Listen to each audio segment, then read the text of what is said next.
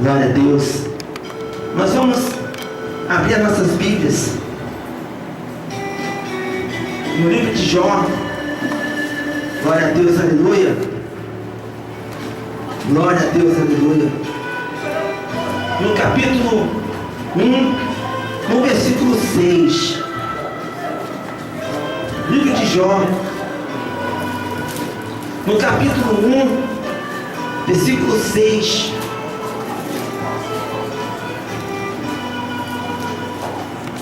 Às vezes nós vemos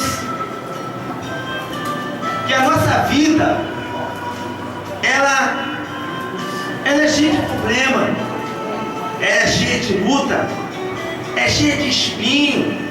Nós pisamos em pedras, às vezes pisamos em prego, em caco de vidro, chegamos a cortar nossos pés. Às vezes nós levamos um tombo, caímos numa pedra e começamos a fraquejar. Então, esse livro, o livro de Jó, fala não do sofrimento de um homem, mas a sua fé sendo testada por Deus, sendo testado pelo Senhor, a sua fé sendo testada por Deus, a sua casa, a sua família. Às vezes vem coisas que você não sabe o que vai acontecer. Às vezes são coisas passadas que retornam, e às vezes são coisas novas que aparecem na sua vida e você não sabe o que você vai fazer. Mas o Senhor, Ele testa a sua fé, Ele testa a sua casa. Está chegando no final do ano 2014, 2015, e as pessoas não sabem o que fazer. Então, vamos ler no versículo 1, diz assim, né? No versículo 6: no dia em que os filhos de Deus vieram apresentar-se perante o Senhor, veio também Satanás entre eles, inimigo veio junto com eles. Então perguntou o Senhor a Satanás: de onde vem? Satanás respondeu ao Senhor e disse: de rodear a terra e passear por ela. Porquanto ainda o Senhor falou a Satanás: observaste meu servo Jó?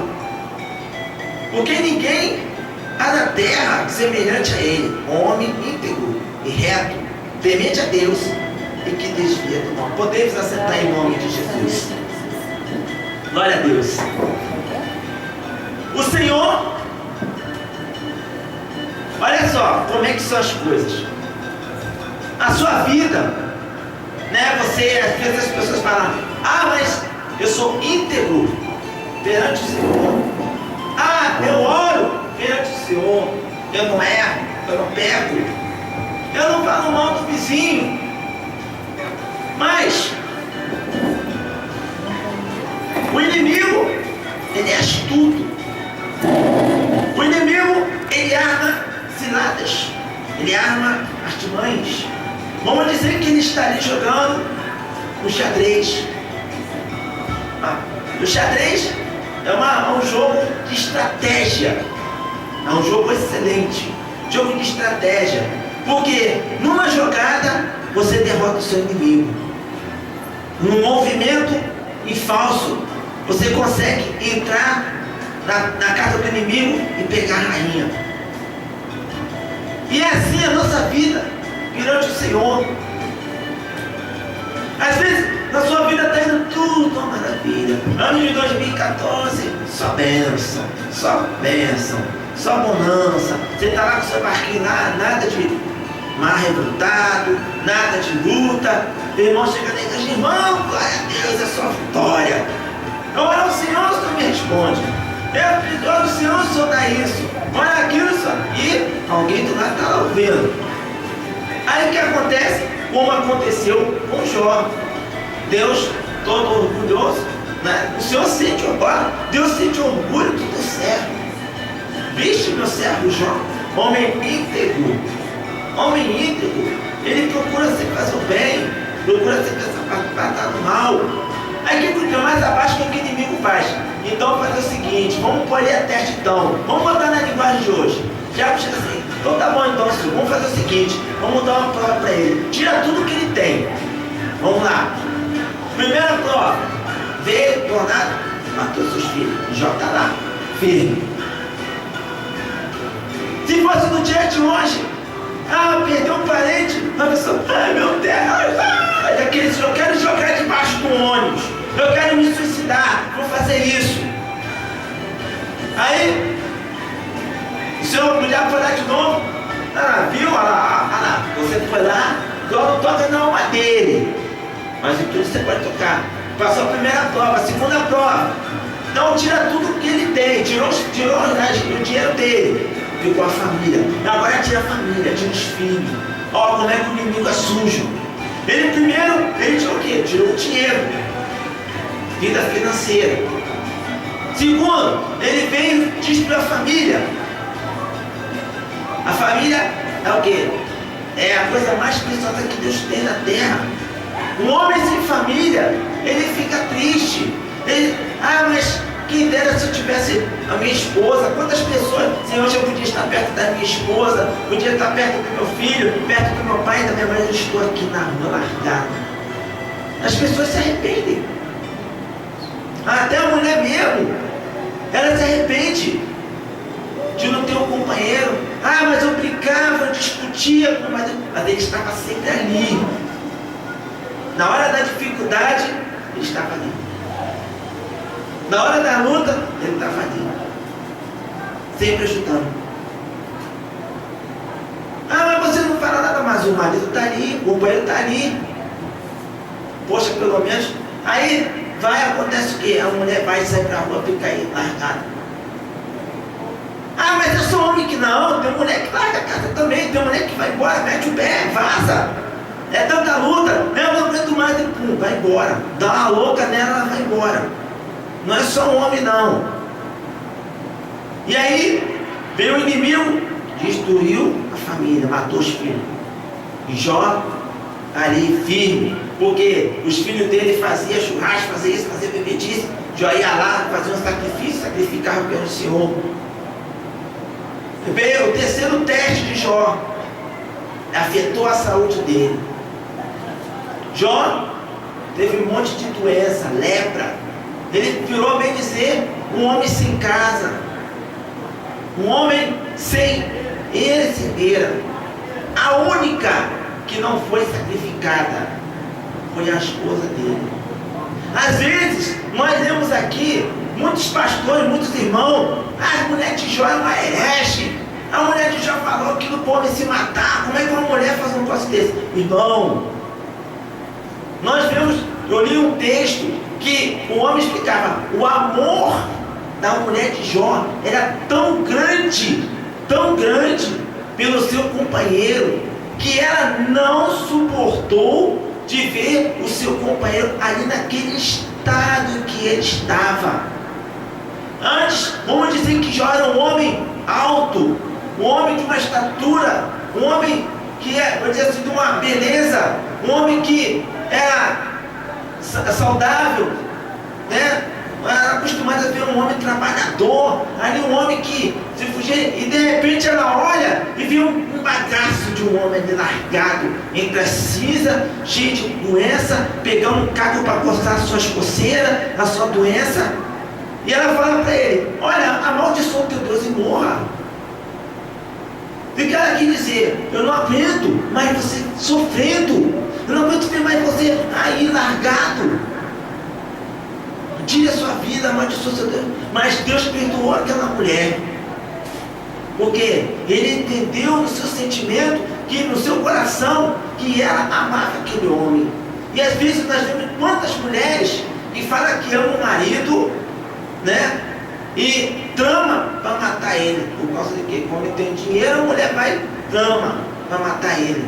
Ou o homem vai arquiteta para matar essa mulher. Hoje em dia não tem mais amor. É difícil de ter amor entre um homem e uma mulher. E aí nós vamos prosseguir. Aí vem a quarta prova. Parece os amigos de Jó. entre aspas, vem para, nós vamos lá orar e tudo. O que acontece na nossa vida? O irmão vem na sua casa, irmão, eu senti de Deus para vir aqui, vamos orar e tudo.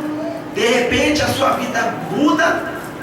O irmão começa a falar mal de você, começa a te criticar, que nem muitos estavam criticando a Jó aqui no texto. E nós podemos ver. E Jó começa a rebater, começa a criticar também, começa a falar da sua vida, começa a falar com Deus, começa a reclamar. E o que Deus fez? Deus começa a falar com ele. Fala, não tenho eu dado comida para os animais? Não tenho eu dado pelo para os animais? É a mesma coisa contigo. Quantas vezes nós ouvimos, maldita a hora que minha mãe me botou neste mundo. Jó também falou a mesma coisa. Às vezes as pessoas falam, maldita a hora que Deus, minha mãe botou nesse mundo. E aí nós vemos essa maldita mãe lá pegando os filhos, jogando fora que nem bicho, que nem lixo. Deus não faz isso contigo. Deus não faz isso contigo. Ele está testando a sua fé. Ele está testando a sua fé. E aí nós podemos ver que Jó, ele está sendo provado.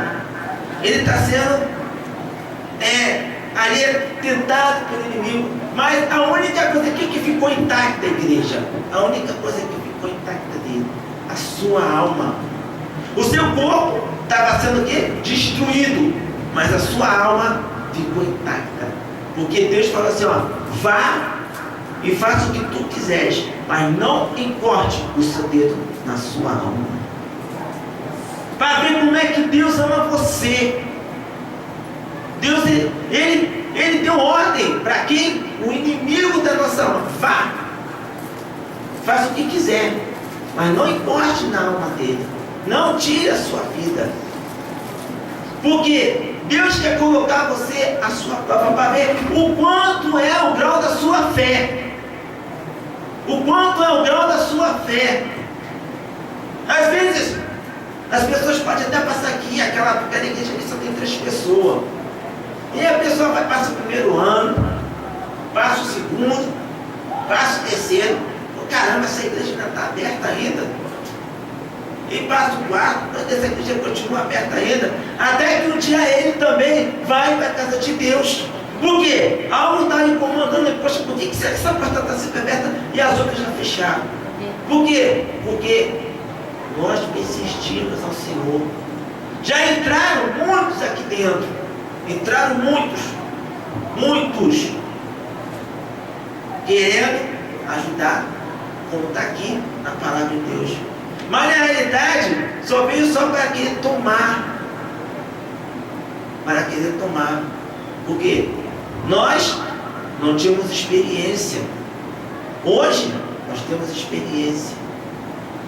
Deus, Ele nos testou, Ele nos capacitou. Estudamos, o cristão tem que estudar.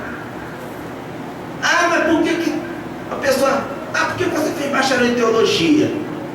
Não, eu fiz bastante teologia para aprender a palavra de Deus, para poder entender, para poder chegar, para poder ensinar para a pessoa, para poder falar com outra pessoa. Mas é a fé. A fé, nós acreditamos em Deus. E aí eu botei assim, olha só, eu botei.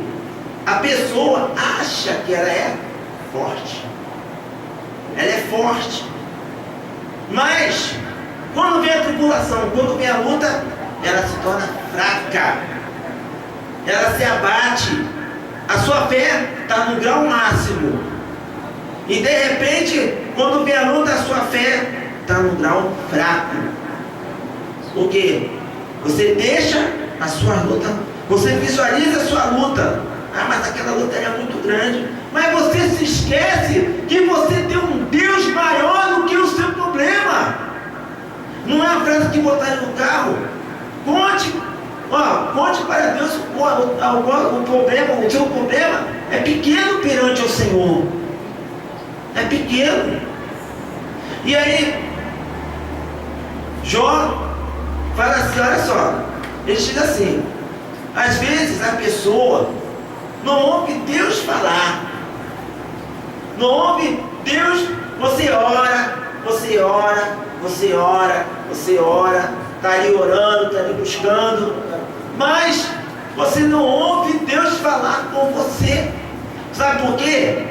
Às vezes a pessoa clama e ele fala assim, ó, da fé não ouvimos, né? A falta de ignorância de fé, não ouvimos Deus falar, porque estamos resolvidos a resolver e solucionar os nossos problemas. Nós estamos tão preocupados, mas eu preciso resolver o problema do meu filho. E coloco o problema em primeiro lugar. E quem fica em segundo lugar? Jesus Cristo. A sua fé, o homem, né? Vivemos a política aí, mas o fulano vai ganhar, fulano vai perder. Fulano vai ganhar, fulano vai perder. O A vai vencer o B. O B, acabou o B vencendo o A. Por quê?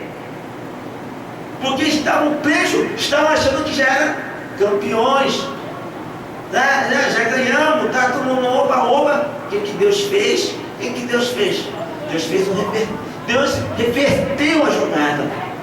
Reverteu. Para ver que até no meio da política existe a mão de Deus, irmão. Existe a mão de Deus. Mesmo que mas o fulano não é católico, não é crente, ele não é católico. Mas Deus está ali. Só ganha quem Ele quer. Só ganha quem Ele quer. E aí, sabe quando Deus te abençoa? Olha só. Quando você reconhece que Ele é Deus. Quando você deixa Ele tomar conta da sua vida. Quando você ouve Ele falar com você. E Ele está o quê? Ele te dá tudo em dobro. Lá no final de Jó, Deus faz o quê? Deus manda que os seus amigos, os seus parentes de Jó, de longe, venham e dê a metade do seu dinheiro para Jó. E quem é que estava lá no meio da bênção? A mulher de Jó. Por quê? Mas a mulher de Jó estava. A mulher de Jó estava lá, porque ela necessitava de engravidar de novo para poder gerar outros filhos para Jó. E nós também estamos nesse meio dessa bênção. Às vezes nós ouvimos falar, a pessoa fala assim, Deus, Senhor, me dá a paciência de Jó. E quem está pedindo? Está pedindo luta. Ele está pedindo o quê? Prova. Aí Deus vai e está botando, então toma de presente. Aí vem a primeira, segunda, terceira, quarta, quinta. A pessoa não aguenta, porque ele pediu a paciência e a fé de Jó. Senhor, me dá a fé de Jó. Jó, se a pessoa for ler o livro de Jó, você lê o livro de Jó, Jó passa metade dos seus problemas tudo reclamando. Ele passa metade dos seus problemas chorando. Até que Deus vem falar com ele. E aí no finalzinho ele fala, antes eu ouvia falar de Deus. Olha, eu ouvia falar de Deus. Quer dizer, ele foi um abençoado porque ele ouviu falar de Deus. Mas ele não tinha Deus dentro da sua vida. Ele não tinha o Senhor dentro da sua casa, do seu coração. E eu pergunto, você tem Deus dentro da sua casa, do seu coração? Você está deixando os problemas vir afligir a sua vida? Porque às vezes as pessoas falam, mas eu vou para a casa de Deus. Mas na primeira cacetada a pessoa sai da casa de Deus. No primeiro problema a pessoa coloca uma barreira. E pode ser do tamanho disso aqui, ó. A pessoa chega aqui e pular. Mas para ela isso aqui se torna uma muralha. Ela não consegue transpassar. E às vezes aquela muralha está soltinha, ela só chegar e empurrar.